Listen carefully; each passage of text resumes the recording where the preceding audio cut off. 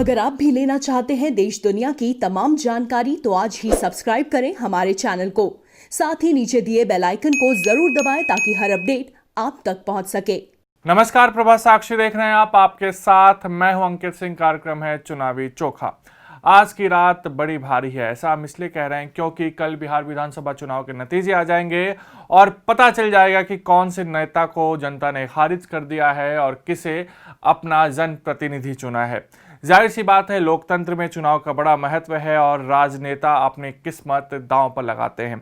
ऐसे में आज की रात वाकई में उम्मीदवारों के लिए बड़ी भारी रहने वाली है, क्योंकि कल उनके पॉलिटिकल करियर का रिजल्ट आने वाला है। बिहार में 243 सीटें हैं और सरकार के लिए कम से कम 122 सीटें चाहिए होगी। ऐसे में जनता किस पक्ष को अपना बहुमत देकर सत्ता में बैठाती है, ये कल ही पता चल जाएगा।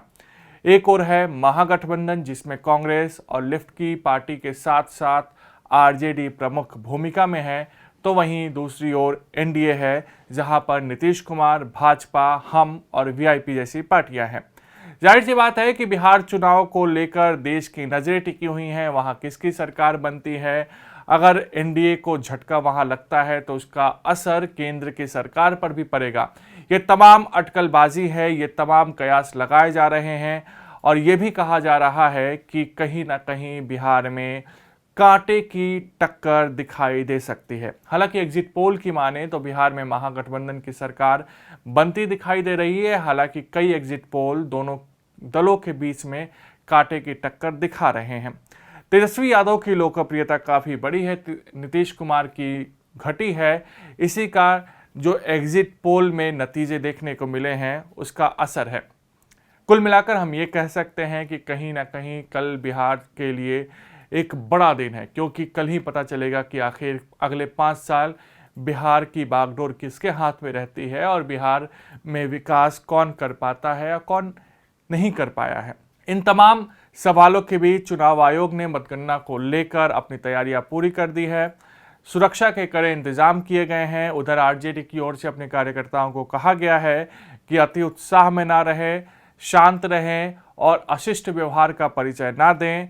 मतगणना के दिन सभ्य स्वभाव रखें और इंतजार करें।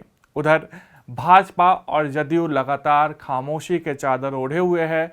जदयू को इस बात की उम्मीद है कि कहीं ना कहीं एनडीए की ही सरकार बनेगी और नीतीश कुमार मुख्यमंत्री फिर से बनेंगे। जदयू का दावा है कि 2010 और 2015 में भी उसके गठबंधन को पीछा यानी कि सरकार से बाहर जाते दिखाया गया था एग्जिट पोल में, लेकिन वह भारी बहुमत से जीतकर सरकार बनाने में कामयाब रहे थे।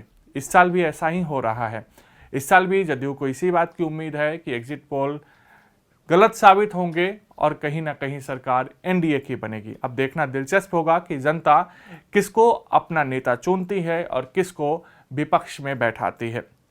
आज तेजस्वी यादव 31 साल के हो गए। लालू के छोटे बेटे 31 साल के हुए तो आरजेडी कार्यकर्ताओं में जबरदस्त उत्साह देखने को मिला।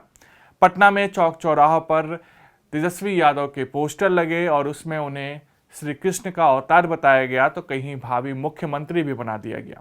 जाहिर सी बात है, तेजस्वी यादव ने जिस तरीके से इस चुनाव में कैंपेन किया है और कहीं ना कहीं एक अनुभवी नेता के सामने अपने आप को एक धुरी बनाया है, काबिले तारीफ है। और साथ ही साथ उन्होंने राजनीति में अपने पिता की विरासत को आगे तो बढ़ाया, लेकिन उस छवि से बाहर निकलने का काम किया जो 15 सालों में जंगल राज की छवि विपक्ष कहता रहा है।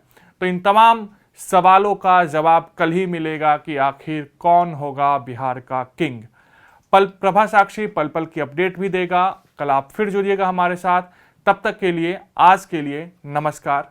कल आपसे फिर मुलाकात होगी।